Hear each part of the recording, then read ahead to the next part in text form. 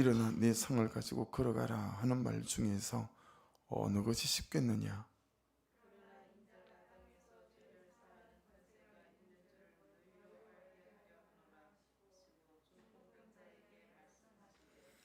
내가 내게 이르노니 일어나 내 성을 가지고 집으로 가라 하시니 그가 일어나 그 성을 가지고 모든 사람 앞에서 나가거늘 그들이 다 놀라 하나님께 영광을 돌리며 이르되 우리가 있는 일을 도무지 보지 못하였다 하더라. 아멘.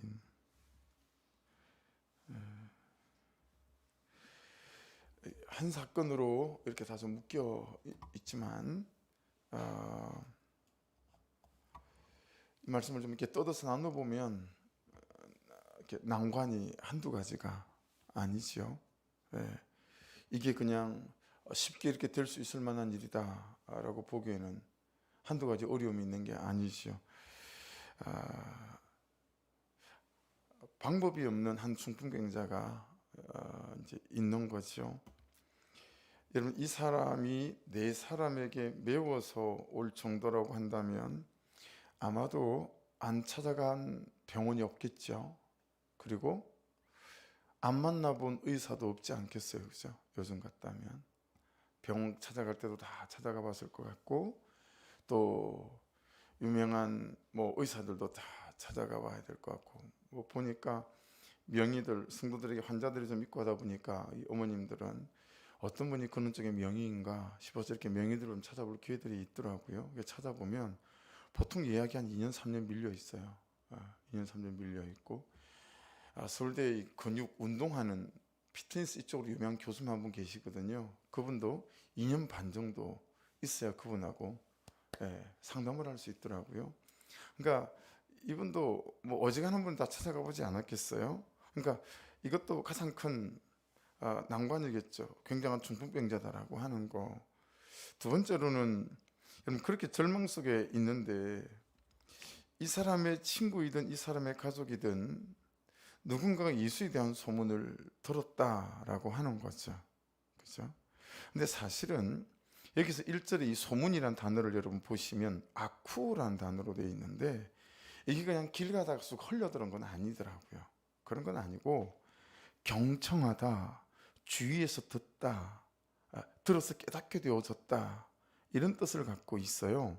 그러니 어느 자리든 이 소문을 들은 사람은 말씀을 듣는 자리든 예배의 자리든 기도의 자리든 예수의 능력이 나타나는 그런 어떤 기적의 장소, 여기 있었던 사람이다라는 사실을 알 수 있습니다. 그러니까 이게 이제 되게 중요하죠. 이게 단계를 나눠보니까 한 11단계, 12단계가 되더라고요. 근데 이 두 번째 단계가 참 중요한 것 같아요.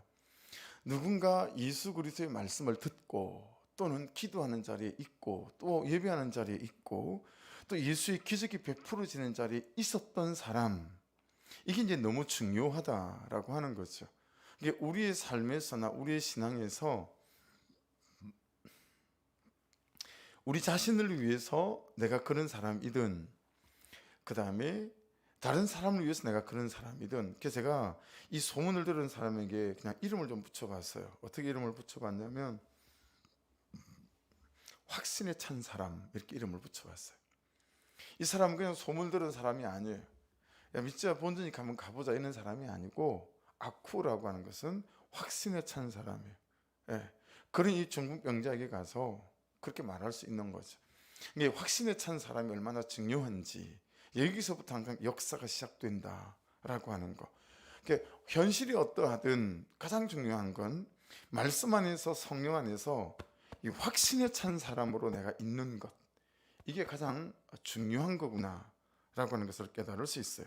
그래서 이 두 번째 관문, 난관에서만 하더라도 우리가 적용 질문을 좀 던져보면, 나는 정말 확신에 찬 사람인가? 가자, 예수에게로. 그렇게 말할 만한, 내가 정말 그렇게 확신에 차 있는 사람인가? 너 중풍병이라도 예수께 가보자 라고 할 만한, 그렇죠? 두 번째 적용 질문을 던져보면, 지금 내가 확신을 가져야 할 것은 어떤 대목인가라는 거예요. 이게 참 사람마다 다 다를 수 있을 것 같아요. 내 자신에게도 여러 문제가 있을 수 있잖아요. 근데 내가 어떤 부분에 대해서 이런 확신을 가져야 될 것인가라고 하는 거죠. 어떤 부분에 대해서 개인적으로 한번 적용해 보십시오. 어떤 부분에서 내가 이런 확신에 찬 사람이 되어야 되는가? 이건 또 확신에 찬 사람인 것과는 또 다른 부분인 것 같아요. 그래서 보시면 어떤 성도님들은, 어떤 집사님들은 이 부분에 대해서는 되게 확신이 차 있어요. 근데 이 부분에 대해서는 확신이 없어요. 이게 다루심을 받지 않은 부분이다. 우리 1장에 연결해서 보면 그럴 수 있겠죠. 이거는 꼭 내가 지니고 있어야 돼요. 통장에 꼭 얼마의 돈이 쌓여있지 않으면 너무 불안한 거예요. 이게 저전에 대한 확신이 없어요. 하나님께서 채우실 것이다, 이런 것에 대한 확신은 없는 거죠. 그러니까 내게 있어야 될 확신은 어떤 영역인가에 대한 것도 이건 좀 다른 부분인 것 같아요. 그죠? 그래서 세 번째는, 자, 소문을 들었다고 설령 예수님이 병자들을 고치는 자리에 있었던 사람이라고 하더라도 이 중풍병자에게 달려가서 야, 한번 가보자 하기가 쉬웠을까라는 거예요. 그러니까 예수도 맞고 예수를 믿는 내 믿음도 맞는데 내가 이걸 전했을 때 그 사람이 이걸 듣고 어떻게 반응할까? 우리가 항상 이거 따져보는 거잖아요. 그렇지 않아요? 그래서 말도 안 꺼내지는 경우들이 있죠. 그리고 그 사람의 상황이 있어요. 지금 병원에서 막 숨이 헐떡헐떡 넘어가고 있는 상황인데 내 가슴이 뜨거워요. 그래 가서 손을 얹고 기도하고 싶은데, 또는 어떤 사람이 재정적으로 너무 파산되어져 있는 거예요.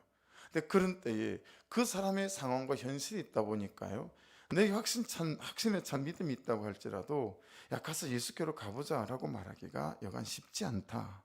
되게 갈등하겠죠. 그렇죠? 왜냐하면 이 병이 어떤 병인지를 알고, 이 정도 말할 사람이라면 어떤 세월을 거쳐왔는지도 알고, 어떤 병원과 의사들을 만나서 전부 다 안 됐다는 사실도 대충 다 알고 있을 것이고, 그렇죠? 안 먹어본 약이 없고 처방받지 않아 본 처방이 없을 것이고, 이거 다 알고 있을 거란 말이죠. 그러니 그런 사람에게 가서 이 사실을 전한다라고 하는 거, 예수께로 가보자라고 말한다라고 하는 거, 이거 여러분 절대 쉽지 않은 일이다 라고 생각해요. 그렇죠? 자, 네 번째는, 그래도 이 사람이 어떻게 해요? 본대로 들은 대로 전합니다. 여러분, 본대로 들은 대로 살아보는 것도 지난주 주일 말씀처럼 너무 중요하지만 본대로 들은 대로 전하는 것들도 너무 중요한 것 같아요. 특히 저같이 말씀을 전하는 사람, 목자들, 교사 스님들에게는 진짜 중요하죠. 그러니까 성경에 있는 말씀을 내 믿음대로 깎아서 전하면 안 되겠죠. 그렇죠? 비록 말씀에 있는 것들이 내 믿음으로 전체로 다는 아니지만 말씀에 있는 대로 본 대로 들은 대로 이 사람이 전했다라고 하는 것이 네 번째 난관이라고 생각해요. 제가 나눠본 다섯 번째 난관은, 이때부터 이제 이 사실을 들은 이 중풍병자에게로 공이 넘어가요. 이제 그에게 갈등이 시작되고 선택이 시작되었을 거라고 봅니다. 여러분, 주변에서 이 사람에게 믿져봐야 본전이다, 가보자 라는 사람 있을 수 있었겠죠. 또는 야, 그거 다 뜬 소문이고 헛소문이야, 야, 그런 게 어디 있어, 이런 사람 왜 없었겠어요. 그렇죠? 또 어떤 사람들이 있었을까요? 야, 보니까 모든 사람이 다 고침을 받는 것도 아니더라. 여러분, 우리가 어제까지 본문을 보면 많은 사람을 고쳤더라 이렇게 되어 있으니까, 그렇죠? 야, 어떤 사람은 그 중에 안 되는 사람도 있던데 만일에 누군가 그렇게 말할 수도 있지 않았겠느냐라고 하는 거죠. 결국은 여러분, 결국은 내 결단입니다. 신앙은 결국은 내 결단이 있어야 됩니다. 아무리 옆에서 그렇게 말을 해도요, 내 결단을 붙잡고 주님께 나아가면 하나님께서 간섭하시는 역사들이 나타나게 될 줄 믿습니다. 어느 누구도 내 인생을 대신 살아주지 않고 어느 누구도 내 결단을 대신해 주지 않는다라고 하는 거죠. 결국은 내가 결단해야 합니다. 그런데 이 결단이 그렇게 어렵습니다. 그렇죠? 이 결단을 이끌어내는 게 뭐죠? 일상 속에서의 우리의 다져진 믿음이죠. 우리의 근육이 되어 있는 믿음이에요. 영적 근육들이죠. 일상 속에서의 우리의 믿음이 참 새벽을 깨우는 게 뭐 맨날 은혜가 있는 것도 아니고 큐티 뭐 나누다가 오늘 난 와닿는 게 없네 이런다고 할지라도 말이에요. 그 매일을 따라간 그 순종했던 그 일상 속에서의 다져진 믿음, 예, 이것이 예, 이것이 어느 때 결단해야 될 때 우리의 결단을 이끌어내는 믿음이 되어진다라고 하는 거죠. 이게 이제 신앙의 연륜이거든요. 그래서 목회하면서 깨닫는 게 있습니다. 참 신앙의 연륜을 무시 못하는 거구나. 이걸 깨달을 때가 있어요. 그냥 정말 나이롱 신자 같아요. 집사님이고 장로님인데도 설렁설렁 그냥 뭐 교회를 다니는 것 같단 말이에요. 그런데 여러분, 그 모래알 같은 신앙들이 어느 한 날 은혜가 있으면 그 모래알들이 뭉치더라는 거죠. 그렇게 뭉쳐있으면 뭐가 되죠? 벽돌이 돼요. 그렇죠? 벽돌이 돼야 담장을 쌓을 수 있는 거니까요. 그러니 여러분, 일상 속에서 그냥 좀 부족해도 말씀을 따라 순종해가는 이 기도의 삶, 큐티의 삶들이, 예배의 삶들이 결코 아무것도 아닌 것이 아니다라고 하는 거. 이거 하나들이 모여서 이런 이제 믿음들의 알갱이들이 되어진다라고 하는 거죠. 그래서 이런 믿음이라는 게 어떤 거죠? 어떤 추상적인 이 단어의 어떤 구체적인 뜻을 우리가 매일 삶 속에서 구체시켜 나가는 것 아니겠습니까? 그렇죠? 그래서 믿음이라고 하는 것은 순종과도 너무 많이 직결되어 있지만 한편으로는 믿음은 용기하고도 너무 붙어 있는 것 같아요. 그래서 용기가 있어야 결단이 일어나고 움직이게 되고 그렇게 되어지는 것 같습니다. 7번째 제가 생각할 때 본문 안에서 난관은 이 사람만의 결단으로 가능하지 않았다라는 것입니다. 이 사람 움직일 수 없는 중병자예요. 그러니 나 가겠다 결단해도 이 사람은 갈 수 없어요. 그래서 자기 결단으로 주님께로 갈 수가 없다. 한 발짝도 자신을 옮겨 놓을 수 없는 드러누워 있는 중풍병자였다라고 하는 사실이에요. 그러니 어떤 사람들이 필요하죠? 같은 마음을 품어주는 사람들이 필요하죠. 같이 울어줄 수 있는 사람들이 필요하죠. 공동체죠. 가족 공동체이든 목장 공동체이든 교회 공동체이든 우리 신앙생활의 대부분은 내가 상처받고 시험에 들고 어려우면 공동체에서 이탈한다라는 거죠. 자, 공동체에서 이탈하고 혼자 있는 거죠. 그리고 그냥 감정이 치유될 때까지 오랜 시간 지나다가 그 공동체에 그냥 또 들어올 수도 있지만 자기 색깔과 자기 마음에 있는 요즘은 취사 선택할 수 있는 정말 많은 교회가 있잖아요. 이제 그런 일들이 벌어질 수 있다라고 하는 것들이 있죠. 한 발짝도 자신은 옮길 수 없는데 자신이 결단했을 때 그 결단의 걸음을 함께 옮겨줄 수 있는 공동체가 있었다라는 거예요. 기도 부탁할 수 있는 공동체가 있고 같이 금식해 줄 수 있는 공동체가 있었고 그리고 들것을 가져와서 하나씩 들어서 예수께로 갈 수 있을 만한 같은 신앙 공동체, 같은 방향 공동체가 있었다라고 하는 측면에 있어서 이건 대단히 중요한 문제예요. 12개로 나눠서 봤을 때 여러분 7이 마지막 관문 함께 가는 공동체가 있느냐 없느냐 8제부터는 현실적인 난관이거든요. 현실적인 난관이기 때문에 이 7번째까지는 그 마지막 난관 7번째 이거 같이 이 걸음을 걸어갈 수 있는 신앙 공동체 같이 말씀을 붙잡고 갈 수 있는 공동체가 있느냐 없느냐라고 하는 거 이거 그러니 여러분 우리는 훨씬 더 좋지 않을까요? 수천 명이 모이지 않는 교회니까 그죠?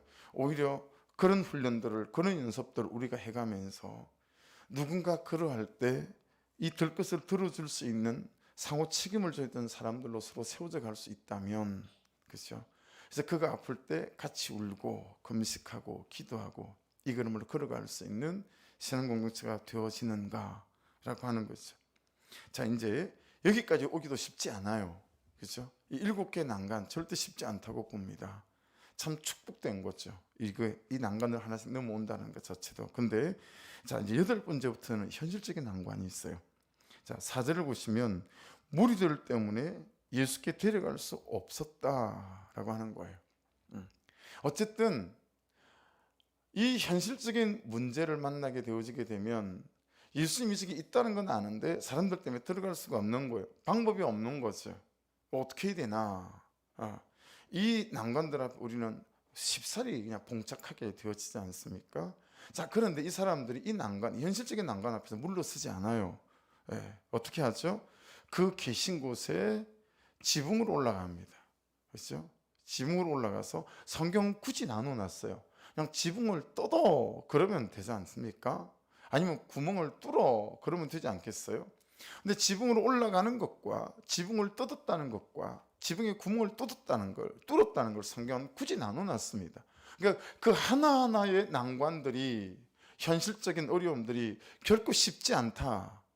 그러니 혼자서 못 간다라는 얘기예요. 여러분, 이 8번째부터 현실적인 난관들은 있잖아요. 혼자서 못 간다라는 거예요. 반드시 공동체가 필요하다라는 거예요. 그러니까 큐티를 하면서 보지 못하던 것들을 이제 보는 거죠. 보지 못하던 것들을 보는 거예요. 오늘 본문에서 말씀을 끝까지 들어보시면 평소에 잘 제가 보지 못했던 걸 보는 것 중에 하나가 2가지가 있더라고요. 하나는 공동체에 대한 부분이에요. 이 말씀을 제가 수도 없이 많이 나눠본 것 같아요. 근데 이 부분에서 공동체가 얼마나 중요한 건지 적용하거나 깨달아 본 적이 없는 것 같아요. 현실적인 난관이 딱 왔는데 여러분 어떡하겠어요? 들고 오긴 왔는데 사람이 못 들어가는데 어떡할 거예요? 들어가야죠. 근데 같이 가니까 그 다음 방법을 찾는 거예요. 같이 가니까 좌절하지 않고 거기서 기도하는 거죠. 우리 같으면 어떻겠어요? 야, 기도해보자. 일단 기도해보자. 그러면서 기도하면서 또 주시는 감동을 찾는 거 아니겠어요? 지붕으로 올라가 보자. 지붕으로 올라왔어요. 지붕을 막 뜯었어요. 근데도 이제 뭐 아직 구멍이 뚫리잖아요. 못 보는 거죠. 또 어떡하겠어요? 또 기도해야 되겠죠. 또 기도하면서 또 성령 충만을 구해야 되겠죠. 그렇죠? 그 다음에 어떻게 되죠? 야, 구멍을 뚫자. 여러분, 이 사이사이에 이 4사람과 중병자 5명 안에 갈등이 없었을까? 서로 의견 차이가 없었을까? 야, 굳이 이렇게까지 이럴 수 있지 않나요? 우리 참 잘하는 말이잖아요. 아, 굳이 이렇게까지. 근데 그는 의견 차이 있었겠죠. 뭘로 뚫어낸 거죠? 지붕에 구멍을 뚫기 전에 여러분, 그들의 의심, 그들의 하나로 되지 않는 의견 차이를 다 뚫어낸 거예요. 그래 구멍을 뚫을 수 있었던 거예요. 그러면 그게 뚫어지지 않았다면 어떻게 구멍을 뚫어낼 수 있었겠어요? 어떻게 뚫어냈겠어요? 기도했겠죠. 기도하자. 하나님, 지붕에 기와를 걷어냈는데 우리나라 같으면 여전히 콘크리트 바닥이에요. 하나님, 우리가 어떻게 해야 되죠? 하나님, 말씀해 주십시오. 힘을 주십시오. 그리고 그 지붕을 또 뚫지 않겠어요? 그 난관들을 뚫고 나가고 현실의 문제를 뚫고 나가는 건 여러분, 같이 공동체가 기도할 때, 그분의 말씀 안에 모일 때 그게 먼저 뚫어져야 현실의 지붕이 뚫어지는 역사가 나타나게 될 줄로 믿습니다. 이게 너무너무 중요하다라고 하는 거죠. 그래서 10번째가 구멍을 내고입니다. 이 구멍을 내기까지 그들은 아마도 수없이 기도하고 의견 차이를 좁히고 주시는 감동 안에서 우리 그냥 어찌됐든 말씀 쫓아가자 라고 하지 않았을까요? 야, 어찌됐든 우리 처음에 주신 감동대로 하자 그러지 않았을까요? 그죠? 처음에 주신 감동대로 하자. 여러분, 헌금을 한번 해보려고 해도 그렇지 않던가요? 처음에 감동은 100만 원인데 하다 보면 이게 10만 원으로 쪼그라들잖아요. 그죠? 처음에는 이만큼이었어요. 어떤 사역에 대해서도. 근데 가다 보면 이게 자꾸 줄어들잖아요. 편하고 싶고 갈등부터 생기는 거 싫고. 일이라는 게 어떻게 하나님 일이라고 갈등이 없겠어요. 그죠? 교회 일이라고 어떻게 갈등이 없고 다툼이 없을 수 있냔 말이에요. 사람이 하는 일인데. 어떻게 해야 되죠? 기도로 뚫어내야죠. 할렐루야. 기도로 하나가 돼야죠. 말이 하나가 되고 마음이 하나가 되고 감정이 하나가 되고. 아멘이시죠? 그러면 그게 뚫려야 현실의 문제가 뚫어지는 역사가 나타나게 될 줄로 믿습니다. 근데 우리는 이 전 단계가 없는 거예요. 야, 이거 잘났다, 네가 해라. 그리고 나는 내 에너지와 내 열정을 하나도 보태주지 않아요. 뛰쳐나가기는 그러니까 있긴 있어요. 그 공동체 안에 있긴 있단 말이에요. 붙어 있긴 있는데 그냥 어떻게 하나 보자 하고 마음도 안 보태주고 재능도 안 보태주고 열정도 안 보태주고 손도 하나도 보태주지 않아요. 그냥 만일에 오르막에서 막 리어카를 공동체가 밀어야 될 상황이에요. 그러면 한 사람의 힘도 진짜 필요한 상황인데 그냥 해보신 적 있으시죠? 그냥 살짝 잡고만 있는 거예요. 다른 사람이 볼 때 너 왜 안 도왔어? 라고 말하는 소리 안 들을 정도만 살짝 잡고만 있는 거예요. 그리고 내 힘은 하나도 쓰지 않아요. 그리고 그냥 수레가 올라가는 대로 그냥 따라 올라갈 뿐이에요. 근데 이런 식의 삶을 남편과의 사이에서도, 아이들을 키우는 부분에 있어서도, 직장에서도, 아마 우리 성도들은 직장에서 이런 일들이 제법 있을 거예요.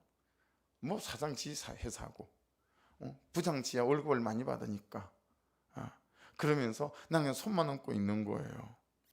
이게 하나님 앞에서 참 보시기에 어떠하겠는가, 다 깨달아지는 부분이 있는 거 아니겠어요?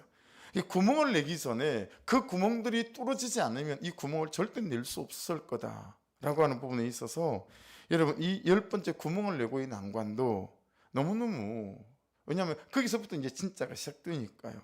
그래서 여러분, 현실의 구멍을 내기 전에 기도로 먼저 구멍을 낼 수 있기를 주의 이름으로 축복합니다. 그렇죠? 순종으로 먼저 구멍을 뚫어내야 돼요. 그래야 현실의 구멍이 뚫려요. 11번째 난관은 중병자가 누운 상을 달아내리니. 자, 구멍을 뚫었어도 또 그 다음 액션이 있어야 되잖아요. 그죠? 근데 여러분, 이 하나하나는 다 어렵지 않아요. 그거 쉬운 게 아니에요. 또 구멍을 뚫고 난 다음에, 여러분 이걸 요만하게 뚫은 게 아니잖아요.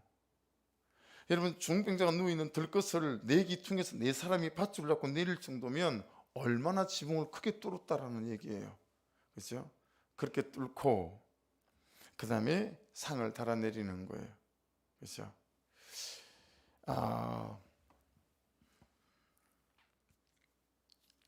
대단히 인격적인 것을 중요하게 생각하고 대단히 상식적 합리적인 걸 중요하게 생각하는 사람이 특별히 좀 있지요. 근데 여러분, 여기서 구멍을 뚫는 것들이 대단히 합리적이고 인격적이었던 그런 어떤 처신이었을까? 좀 그렇게 생각하지 않아요. 여러분, 예수님이 있고 말씀을 듣고 있어요. 지금 지붕이 뚫리면 밑에 있는 사람들이 어떻게 되게 방해받았겠죠. 그렇죠? 그 순간 말씀을 전하는 것은 예수님께서 뭐야 이거, 이렇게 되지 않았겠어요? 말씀 듣지 못했을 거예요. 사람들이 난리가 났을 거예요. 아우성이 벌어졌을 거예요. 그 먼지가 떨어지는 그 주변으로 사람들이 다 물러서기 시작했을 거예요. 도대체 이게 뭐 하는 짓이야? 여러분, 저같이 한 손가락 하는 사람은 손가락 들고 저 말이야, 저 대먹지 않은 사람들 막 그러지 않았을까요? 막 인격적인 거 따른 사람들은 막 그랬을 거라고 봐요. 여러분, 말씀을 따라가 보고 큐티를 따라가 보면서 이런 말씀들에서 깨닫는 바가 그런 부분들이에요. 우리가 대단히 인격적이고 도덕적인 삶, 그것 때문에 신앙적인 반응을 못할 때가 있으세요. 여러분, 그럴 때에 꼭 물으시고, 공동체에 물으시고, 목사님에게, 사모님에게 물으시고, 목자에게 물으시면서, 여러분, 대단히 도덕적이고 인격적인 반응보다 더 중요한 건 신앙적인 반응이 있을 수 있다. 다 그런 건 아니지만 이런 부분들도 잘 유념해야 될 부분이라고 생각해요. 그래서 중병자가 누운 상을 달아내리는 게 이게 결코 쉬운 게 아니었겠다라고 이제 깨달아지는 거죠. 그 뚫리더니 내려올 때 저 이기적인 놈들 이럴 수 있지 않겠어요? 아니, 저거 달아내리자고 우리 말씀을 어떻게 이럴 수 있지 않겠냔 말이에요. 근데 주님은 뭘 보신 거죠? 그 사람들의 그 절박함과 그 절실함과 그 믿음을 보시더라 라고 하는 거죠. 그렇죠? 그렇게 달아내리는 거예요. 여러분, 이 11번째 이 적용을 보면서 이 말씀을 우리에게로 좀 적용해 보면 어떨까? 그렇게 적용을 좀 해봤어요. 첫 번째 적용은 나는 무슨 중풍병에 걸려 있나 라는 거예요. 태도일 수도 있고 어떤 정욕일 수도 있고 불순종의 중풍병, 불신앙. 묵상간증을 보시면 묵상간증 하신 이분은 자기가 무슨 상에 들어누워 있었나 라고 표현을 하냐면 이분은 자기를 그렇게 표현을 했더라고요. 자기가 무슨 이런 남편을 원망하며 연민과 불신의 상에 무기력하게 누워 있었습니다. 자기가 들어누워 있었던 상은 연민과 불신의 상이었대요. 그러니까 자기는 그런 상에 들어누워 있었던 중풍병자다라고 하는 거죠. 우리에게 가져와서 적용해 보면 나는 무슨 상에 누워 있나? 라고, 나는 무슨 상에 누워 있나? 아무것도 할 수 없는 무기력한 사람, 이게 이제 중풍병자 아니겠어요? 이것을 여러분, 사람들은 잘 인정하지 않아요. 저를 봐도 알 수 있고. 예. 그러니까 지금 제가 3일째인가요? 4일째인가요? 제가 두끼 먹었어요. 두끼. 병이 나가지고 그냥 계속 들어누워 있었어요. 꼭 볼일 볼 때는 어쩔 수 없이 볼일 봐야 될 일이 있어서 볼일 좀 보고. 이게 무기력한 거죠. 그냥 아무것도 하기가 싫어요. 예. 아무것도 못 하겠고 막 그런 거죠. 이게 중병이지 그런 거 아니겠어요? 아무것도 할 수 없는 무기력한 사람. 근데 문제는 이걸 인정하지 않는다. 대신 어떻게 하죠? 숨겨요. 감춰요. 아니면 포장해요. 그리고 이게 뭐와 연결되죠? 자존심과 연결이 되어서요. 자존심과 연결이 되어서요. 여러분, 그래서 중풍병을 못 고치는 경우가 대다수다 싶어요. 다 자존심과 연결이 되어져 있어가지고요. 그것을 인정하지 않아요. 그 연약함을 인정하지 않아요. 예. 그거 드러내면 평생 그렇게 살 거면서 안 고치면 그게 대단히 수치스러운 건 것처럼, 그죠? 대단히 내 인격 전체가, 아니 지금까지 그렇게 숨기면서 살아왔고 앞으로도 그렇게 살아갈 거 아니겠어요? 그럼 고치려면 그 수치를 드러내는 게 맞잖아요. 근데 이걸 드러내지 않아요. 감춰요. 우리가 그렇게 신앙생활 해온 거잖아요. 큐티하기 전에. 그렇죠? 감추고 숨기고 포장하고, 그리고 결정적으로 감추고 숨기는 이유는 자존심과 연결이 됐기 때문에 그래요. 자존심과 연결시키는 거죠. 예. 내가 돈이 없지 가오가 없냐? 이거 아니겠어요? 예. 내가 돈이 없어도 가오는 내가 있어야 된다. 이런 거 아니겠어요? 가오 있으려면 어떻게 해야 돼요? 숨겨야 돼요. 내 연약함. 그렇죠? 내 수치스러움을 드러내면 가오가 안 살잖아요. 가오를 살리려면 그런 거 숨겨야 되거든요. 그렇죠? 그게 여러분 영적 권위라고 생각하고 목회해왔고, 그렇죠? 그래서 심리학에서도요, 좋은 건강한 그런 가정을 웬만하게 꾸리는 남자들의 특징이 자식들에게서, 아내에게서 삐돌이, 제가 삐돌이여서 그런 건 아니에요. 심리학에서 그렇대요. 자녀들에게나 아내에게 삐돌이라고 얘기를 듣는 남자들이 가정이 웬만하다라는 거예요. 왜냐하면 자기 연약함을 표현하니까. 근데 표현하지 않는 남자들은, 여자들은 그렇지 않다라는 거예요. 그러니까 어떤 식으로든 그 얘기를 제가 듣고 나니까 정말 많은 사람들이 이해되더라고요. 어떤 사람은 신경질적으로 자기가 삐졌다는 걸 표현하는 사람이 있고, 어떤 사람은 말을 안 하는 식으로 표현하는 사람이 있고, 근데 그런 사람들이 다 건강한 사람들이라는 거죠. 근데 안 그런 척 이런 사람이 진짜 문제라는 거예요. 여기는 그런 분들이 없는 것 같아서 다행입니다. 다 표현을 하시니까 할렐루야. 제가 다 압니다. 여러분이 삐진 걸. 여러분도 제가 삐진 걸 다 아시죠. 그래서 내가 무슨 상에 누워 있나 좀 살펴봐야 되겠다. 내가 자존심과 연결해서 내 수치심을 드러내는 거, 이런 것들을 포장하고 있지 않은지. 두 번째, 이 11절까지로 해서 두 번째 적용을 해보면, 나의 현실 중에 중풍에 걸려 있는 건 어떤 건가라는 거예요. 첫 번째 건 내 자신에 대한 중풍병이라면 내 현실 중에서 중풍병에 걸려 있는 건 어떤 건가라는 거죠. 세 번째 적용을 해본다면, 여기까지 고장이 나가지고 말을 안 들어가지고요. 세 번째 적용은 나는 어떤 믿음의 용기와 결단이 필요한가라는 거예요. 나는 어떤 믿음의 용기와 결단이 필요한가. 중병자가 가자 그런 것도 용기와 결단이 필요했던 거고, 그렇죠? 그리고 또 그들이 사람이 많은 데서 기도하면서 또다시 하나님께 그 다음을 묻고 옥상에 올라가고 또 거기서 또 기도하며 묻고, 그죠? 또 지붕을 뜯어내고 또 거기서 구멍을, 이런 모든 과정들이 필요한데, 우리의 지금의 현실 내에서 여러분에게 필요한, 저에게 필요한 그는 믿음의 용기와 결단은 어떤 건가라는 거죠. 내가 올라가야 옥상은 어딘가 한번 적어보십시오. 지붕을 뜯어야 할 것은 무엇인지 한번 적어보시고, 지붕을 뚫어야 할 것은 무엇인지 한번 적어보시고, 중풍병자가 누운 상을 달아내리듯 해야 하는 것은 무엇일까? 이런 것들을 적용해 보시면 여러분 신랄한 것들이 적용점들이 잡힐 것 같아요.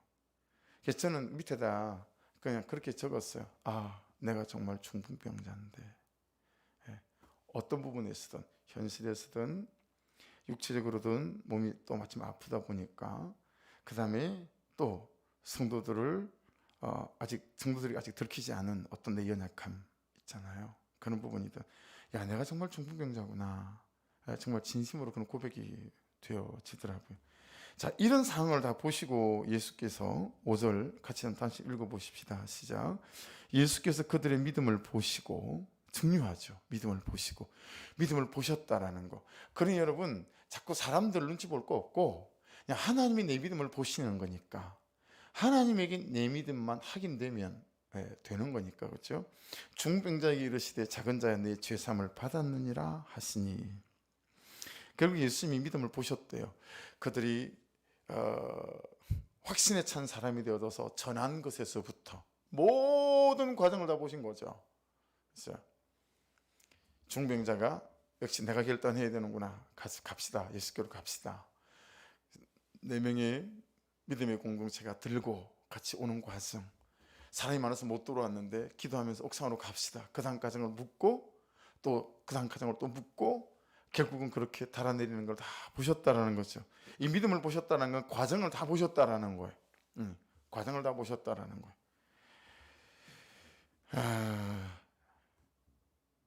이 보시고라는 게 에이도라는 단어인데 경험하다 이런 뜻이에요. 자, 그러니까 이렇게 이해가 되더라고요. 보세요.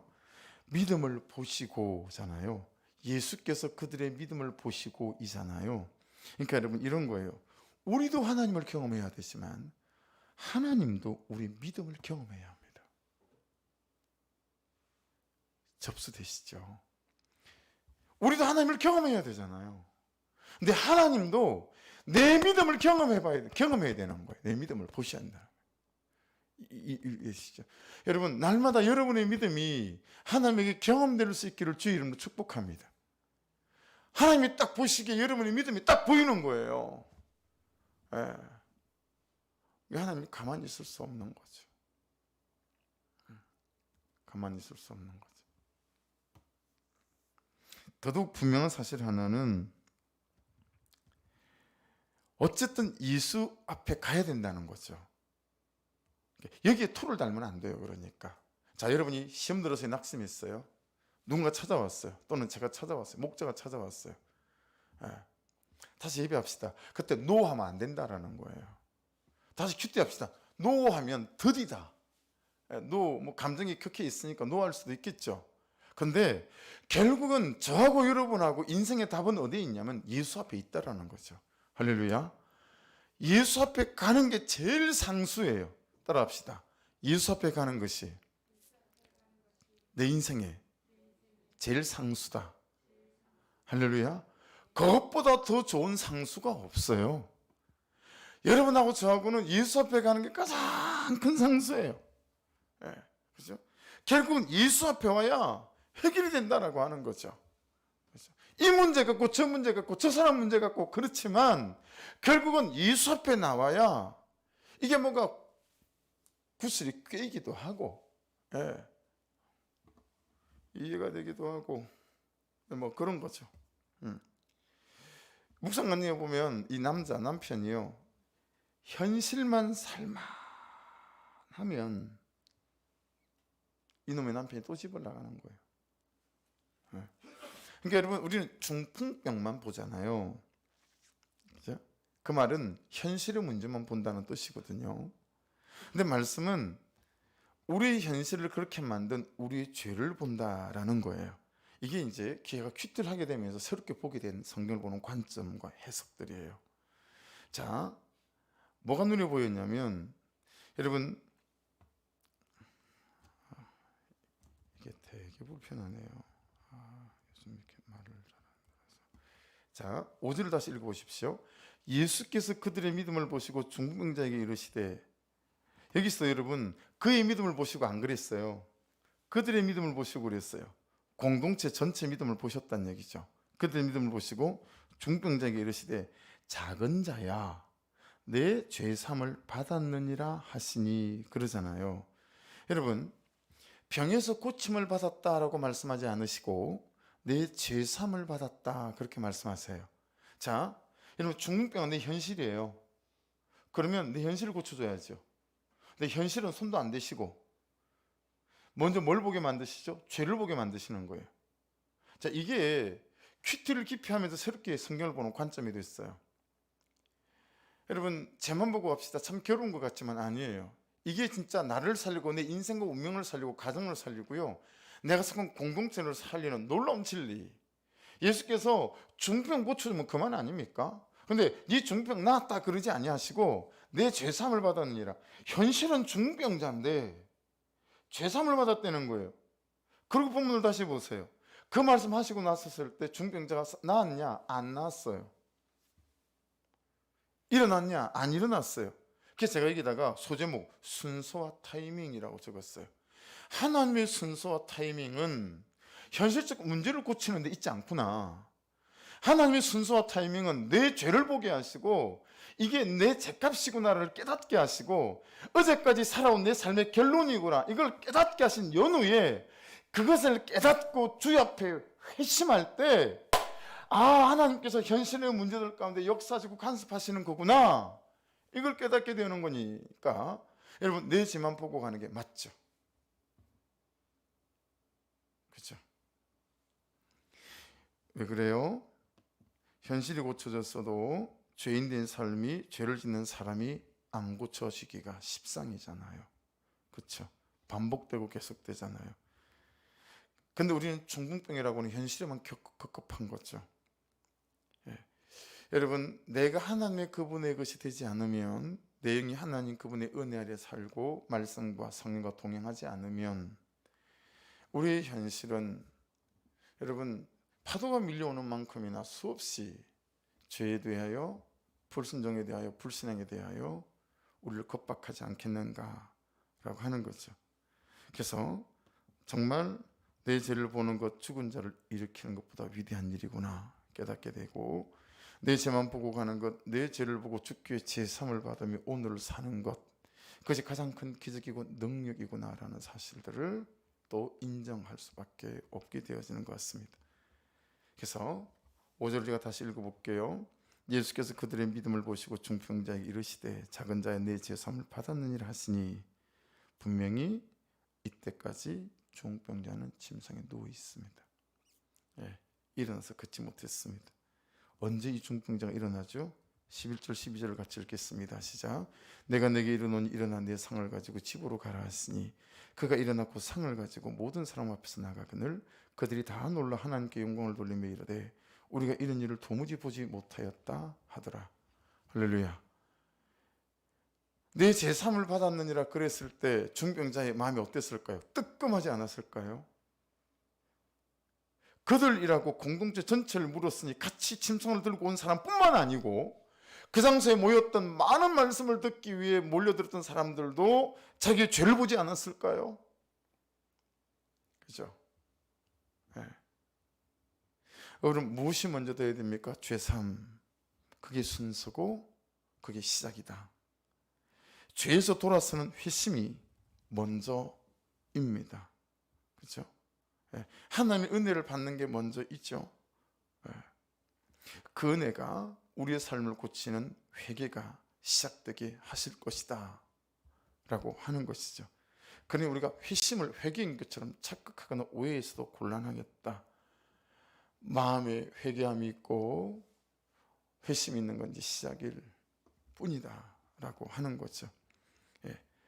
그런 면에서 위로가 되는 것은 여러분, 그 시간이 얼마이지 않죠. 야, 네 죄삼을 받았느니라 말씀하신 그 타이밍과 야, 침상을 들고 나서 걸어가라 네 집으로, 그 얼마나 걸렸을까요?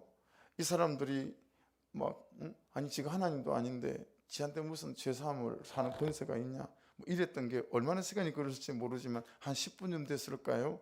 그 예수님 그 현장에서 타이밍은 10분일지 모르지만 여러분, 우리에게는 내 죄를 깨닫는 것과 이 죄를 깨달아 주 앞에 부복하여 엎드려 주여 어찌합니까? 라고 회개하고 자복하고 통회하고 회심이 회개, 삶을 고치는 데까지는 시간이 좀 걸릴 수도 있다 라는 게 저한테 위로가 되더라고요.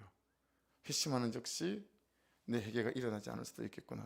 우리가 회개를 그렇게 부르지 않기로 했으니까, 내 삶을 고치라 라고 부르기로 했으니까, 삶을 고치는 건 시간이 좀 걸릴 수도 있는 부분이 지금 위로가 되더라라고 하는 거죠.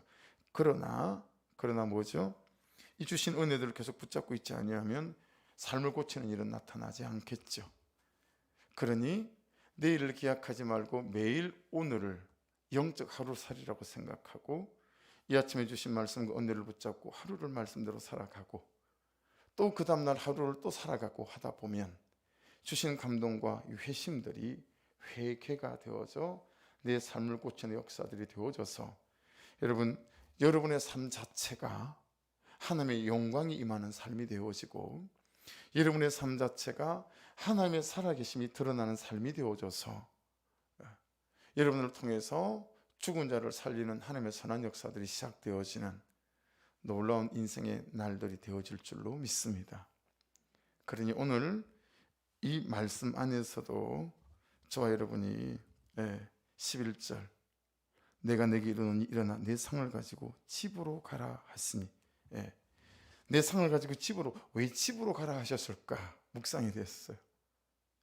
여러분 집에 누가 있을까요? 이 사람이 중병자가 되어질 동안, 중병자가 되어져서 사방천지 의사와 사방천지 병원을 쫓아다닐 때 이 사람을 수구했던 가족들이 있는 곳 아닙니까?